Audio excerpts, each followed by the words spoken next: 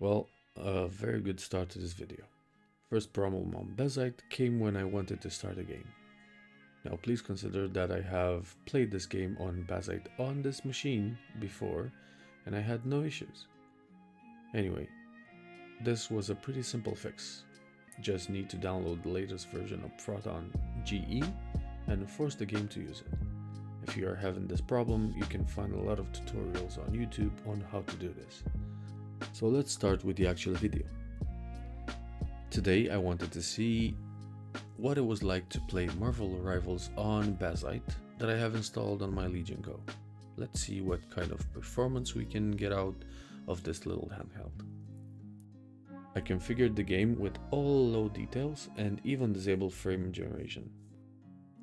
The starting resolution will be the Legion Go's native one, 2560 by 1600. For start, we will be using the balanced TDP mode, which is 15 watts. I wasn't really expecting much on these settings, but boy was I surprised.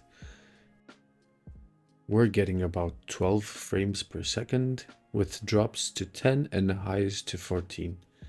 That is seriously low, but at this resolution, I guess it's what the hardware can do with a game like this. At this performance, I cannot even call the game playable. We need to find more suitable settings. Let's up the power to performance mode. That would mean 20 watts. We can already see an increase in frame rate with an average of about 19 FPS, with drops to 17 and highs of 20, sometimes 22. Depending on how many details need to be rendered on the screen. It is a slight increase, but still not a playable state. I think we can do much better. Alright, let's up the power again to custom mode, which would be 25 to 30 watts. This change did not do much to increase our frame rate though.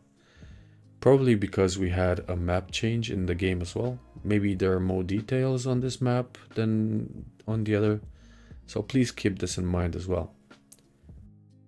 At this point, what I wanted to do is modify the resolution.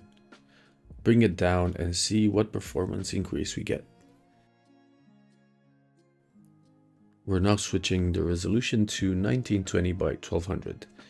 Initially we see a bit of a boost to 29-30 FPS with drops to 26 and highs of 33. It's a bit better and the quality of the image is still very good. Nothing too radical in the changes to the picture quality. The game is more playable now, but for a shooter game, this will not do. I'm gonna try bringing down the resolution again to 1280 by 800. This should give better performance and a better experience in the game. Immediately we see a big jump in the frame rate, the average being somewhere between 48 to 55, with drops of 44 but also with highs up to 60, maybe 62 FPS. Now this is better. We can actually play the game now, it runs smoothly and we are not getting any stutter or freezes. The picture quality has dropped a bit, but on this screen it is not really that noticeable. If you were to play it on an external screen of say 24-27 inches, which are basically the norm now, the picture will look a lot worse, probably. I, for example, carry a 16-inch external monitor with me when I travel, and I play on that. And even so, 1280 by 800 becomes a bit more pixelated. So we have done all we can with the Legion Go's raw power.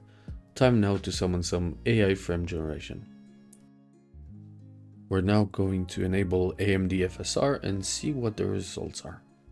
We're going to set the anti-aliasing to AMD FSR and leave the super resolution mode on balanced. Also set the frame generation to AMD FSR3 and cross our fingers.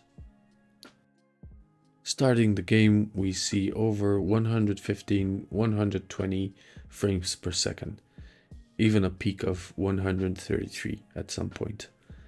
depending on the details level on the screen. That is basically double the performance up until now. Remember that we're still running at custom mode, which means still 25 to 30 watts of power with boost enabled as well.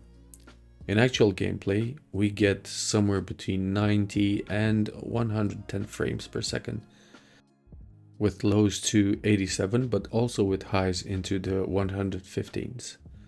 So not bad for this level. The game is now definitely more playable. This is great performance. Now, because of frame generation, we might be getting a little more delay, but it is not really noticeable. Plus, I think this is really not bad performance for a handheld. I wanted to continue testing and wanted to see what would happen if we start decreasing power. Because if we continue to stick with 30 watts, we can get more performance, but not for very long. Let's go down to the performance profile, so that would be 20 watts. So now we see a slight decrease, but it is not really that noticeable. And the frame rate doesn't reflect the change either.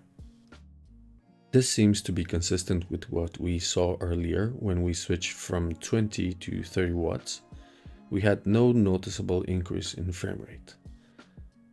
So that means that we do not have to push our Legion Go to the max in order to get the best performance in this game, which is great.